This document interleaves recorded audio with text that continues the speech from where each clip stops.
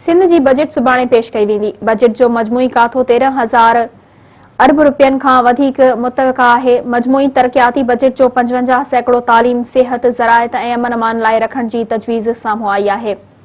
सरकारी मुलाज़मनि जे पघारनि ऐं पेंशन में 15 सैकड़ो इज़ाफ़े जो इम्कान आहे। सुभाणे मंझंदि सिंध असेंबली जे बजट इजलास दौरान सूबे जी बजट पेश कई वेंदी। बजट जो मजमूई हजम 13,000 अरब रुपयनि खां वधीक आहे।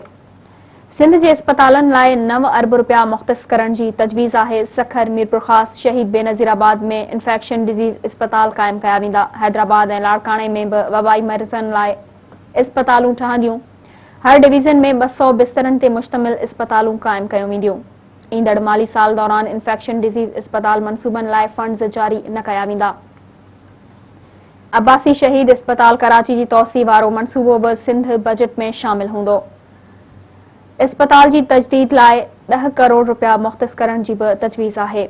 बजट में सिंध जे 6 तालुक़नि जी इस्पतालनि जी अपग्रेडेशन स्कीम लाइ 1416 मिलियन रुपया मुख़्तस कया वेंदा, जॾहिं त 9 ज़िलनि जे डिस्ट्रिक्ट इस्पतालनि जी तौसी ऐं बहाली लाइ 25 करोड़ रुपया मुख़्तस करण जी तजवीज़ आहे।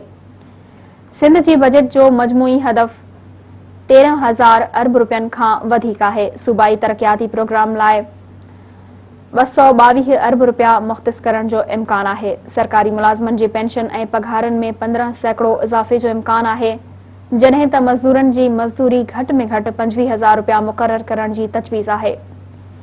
सिंध बजट में कराची लाइ ख़सूसी तरक़ियाती पैकेज बि शामिल कया वेंदा। गादी वारे शहर कराची में 10 खां वधीक मेगा स्कीमनि लाइ 22 अरब रुपया मुख़्तस करण जी तजवीज़ आहे।